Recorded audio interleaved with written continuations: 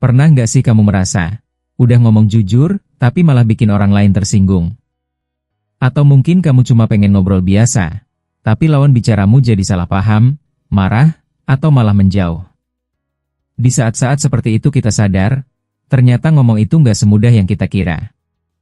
Bicara itu ada seninya, bukan sekadar membuka mulut dan mengeluarkan suara. Tapi tentang bagaimana menyampaikan pikiran dan perasaan dengan cara yang tepat, di waktu yang pas, dan dengan bahasa yang bisa diterima oleh hati dan pikiran orang lain. Karena kalau dipikir-pikir, banyak masalah dalam hidup ini sebenarnya bukan karena kita salah niat, tapi salah ucap, salah nada, juga bisa salah waktu. Ujung-ujungnya hubungan jadi renggang, kerjaan jadi berantakan, dan suasana jadi canggung. Padahal semua itu bisa dihindari kalau kita tahu caranya berbicara dengan bijak. Seni berbicara bukan cuma milik public speaker, tokoh politik, atau motivator. Tapi ini keterampilan dasar yang dibutuhkan semua orang, baik di rumah, di tempat kerja, di media sosial, bahkan saat ngobrol santai sama teman. Karena dari bicara, orang bisa tahu siapa diri kita, seperti apa karakter kita, dan seberapa dalam pemahaman kita terhadap orang lain. Kata-kata bisa menjadi jembatan, tapi juga bisa jadi jurang. Tergantung bagaimana kita menggunakannya. Dalam seni bicara, kita belajar memilih kata, mengatur nada, dan memahami siapa yang sedang kita ajak bicara. Karena berbicara itu bukan tentang kita, tapi tentang menyampaikan pesan agar sampai ke hati. Di video ini, kita akan bahas kenapa bicara itu nggak cukup hanya asal nyambung, tapi juga harus punya rasa. Kita akan belajar bagaimana seni berbicara bisa membuat hidup kita lebih damai, hubungan lebih hangat, dan tujuan lebih mudah tercapai. Karena percaya atau enggak, satu kalimat yang diucapkan dengan cara yang tepat, bisa mengubah hari seseorang, bahkan hidupnya. Mari kita bahas bareng-bareng, karena mungkin, selama ini kita terlalu fokus belajar berbicara, tapi lupa belajar bagaimana cara berbicara yang benar. Dan disitulah letak seninya. Banyak orang berpikir bahwa selama mulut bisa bergerak dan suara keluar, itu sudah cukup disebut bicara. Padahal, kenyataannya nggak sesederhana itu. Bicara bukan cuma urusan vokal. Bicara adalah soal penyampaian makna, dan untuk bisa menyampaikan makna dengan tepat, dibutuhkan lebih dari sekadar kemampuan mengucapkan kata-kata. Coba bayangin ini, dua orang mengucapkan kalimat yang sama persis, tapi satu terdengar menenangkan, sementara yang satu lagi terasa menyindir. Apa yang membedakan? Nada bicara, ekspresi wajah, bahasa tubuh, dan suasana hati yang melatari ucapan itu. Jadi jelas, berbicara adalah kombinasi dari apa yang diucapkan dan bagaimana cara mengucapkannya. Orang yang paham seni bicara akan sadar bahwa setiap kata punya bobot. Mereka tidak sembarangan ngomong, karena mereka tahu, satu kalimat bisa membuat orang tersenyum, atau menangis. Satu ucapan bisa menyemangati orang yang hampir menyerah, atau justru membuat seseorang merasa tidak dihargai. Semuanya tergantung cara kita menyampaikannya. Intonasi adalah salah satu senjata penting dalam seni berbicara. Nada yang terlalu tinggi bisa terdengar agresif, nada yang terlalu datar bisa terdengar membosankan, tapi nada yang pas bisa membuat lawan bicara merasa dihargai dan didengarkan. Ini bukan cuma soal suara, tapi soal kepekaan terhadap situasi dan perasaan orang lain. Bahasa tubuh juga tidak bisa dipisahkan dari ucapan.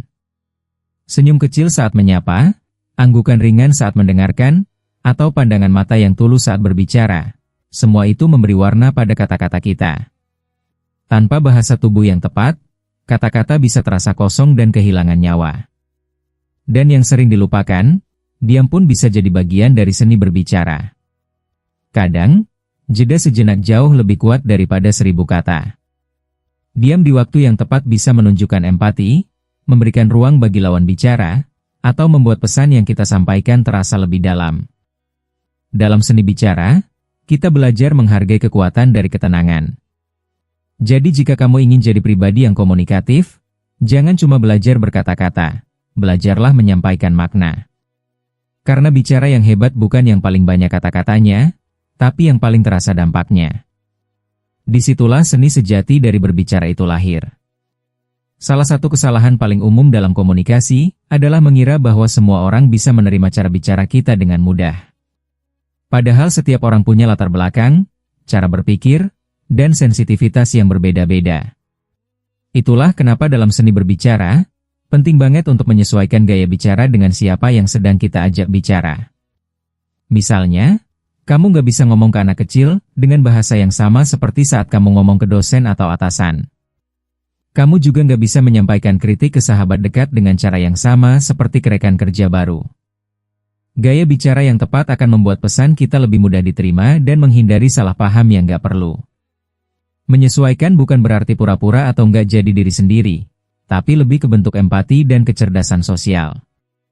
Kita belajar untuk masuk ke dunia orang lain, merasakan sudut pandangnya, dan menyampaikan sesuatu dengan cara yang ia bisa pahami dan terima. Karena percuma kita bicara bagus, kalau yang dia dengar malah terdengar kasar atau sok menggurui. Dalam dunia profesional, kemampuan menyesuaikan cara bicara ini disebut communication agility. Orang yang punya kemampuan ini bisa bicara dengan gaya formal di ruang rapat, lalu berubah menjadi santai saat ngobrol di kantin, dan tetap terdengar tulus di keduanya. Ini bukan bakat, tapi keterampilan yang bisa dilatih lewat kesadaran dan pengalaman. Mengenali lawan bicara juga termasuk memahami emosinya. Saat seseorang sedang marah atau sedih, kita perlu meredam nada bicara, memilih kata yang menenangkan, dan tidak langsung menyerang dengan logika. Tapi kalau lawan bicara sedang semangat, kita bisa ikut masuk ke energinya, memberi respon yang antusias dan menyenangkan. Seni berbicara juga mengajarkan bahwa tidak semua orang ingin solusi. Kadang mereka hanya ingin didengarkan. Jadi ketika kita tahu bahwa lawan bicara kita hanya ingin curhat, tugas kita bukan membanjiri dengan saran, tapi mendengarkan dengan empati. Bicaralah seperlunya, dan hadir sepenuhnya. Kita semua pernah merasakan bagaimana satu kalimat bisa membangkitkan semangat yang hampir padam. Dan sebaliknya, satu kalimat juga bisa mematahkan hati yang sedang berjuang. Itulah kenapa dalam seni berbicara, kita diajak untuk lebih berhati-hati memilih kata. Karena setiap kata memiliki daya, bisa jadi obat, juga bisa jadi racun. Banyak orang yang merasa sudah jujur ketika berbicara, padahal yang mereka lakukan hanyalah melempar kata, tanpa memikirkan dampaknya. Kejujuran memang penting, tapi seni berbicara mengajarkan bahwa kejujuran harus dibalut dengan empati. Bukan sekadar menyampaikan kebenaran, tapi bagaimana kebenaran itu bisa sampai, tanpa harus melukai. Kata-kata yang menginspirasi biasanya lahir dari niat yang tulus. Saat kita berbicara dengan niat untuk membangun, bukan menjatuhkan, maka kata-kata kita akan terasa hangat, meski mengandung kritik. Karena di baliknya ada rasa peduli, ada semangat untuk membantu, bukan untuk menyalahkan atau menunjukkan siapa yang lebih benar.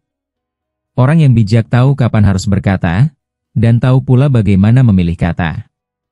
Mereka tidak asal bicara untuk terlihat pintar, tapi berpikir sebelum berbicara. Karena mereka sadar, satu kalimat bisa menetap lama di dalam hati seseorang, entah sebagai kenangan indah, atau luka yang sulit sembuh. Dalam kehidupan sehari-hari, kita sering menemukan momen kecil yang sebenarnya bisa jadi kesempatan untuk menyemangati orang lain.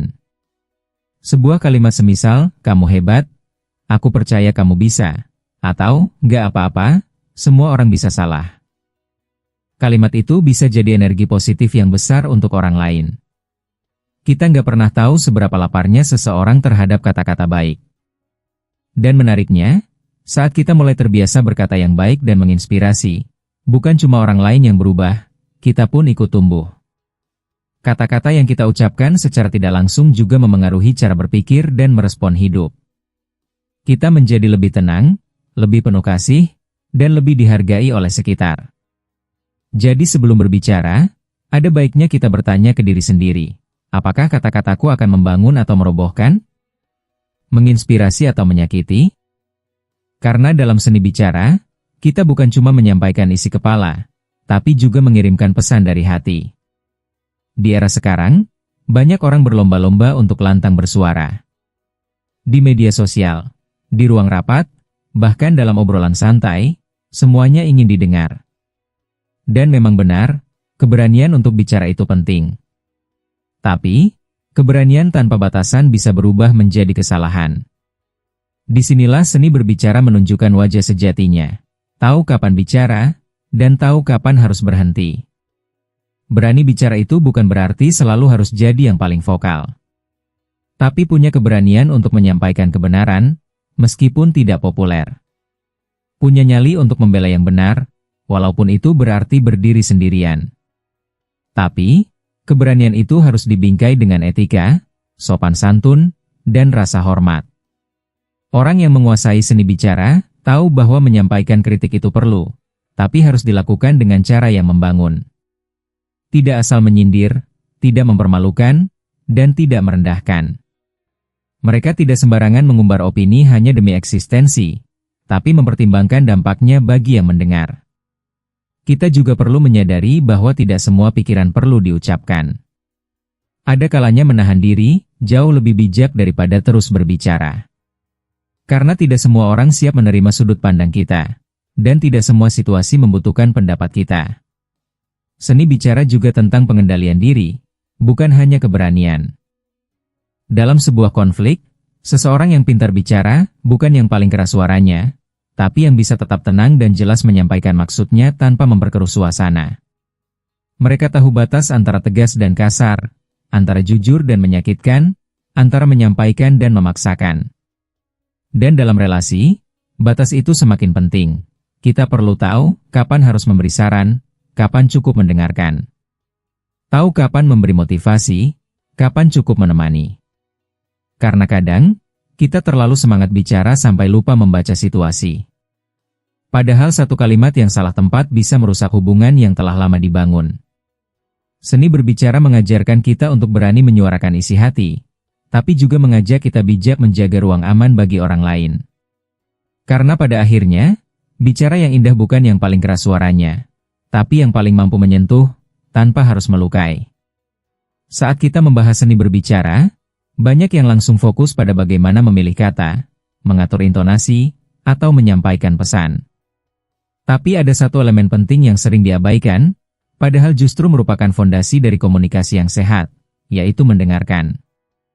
Ya, dalam seni berbicara, kemampuan mendengarkan itu sama pentingnya dengan kemampuan berbicara itu sendiri. Orang yang pandai mendengarkan akan memahami situasi dengan lebih utuh sebelum merespon. Mereka tidak terburu-buru menyela, tidak sibuk memikirkan jawaban saat orang lain masih bicara. Mereka hadir sepenuhnya dalam percakapan.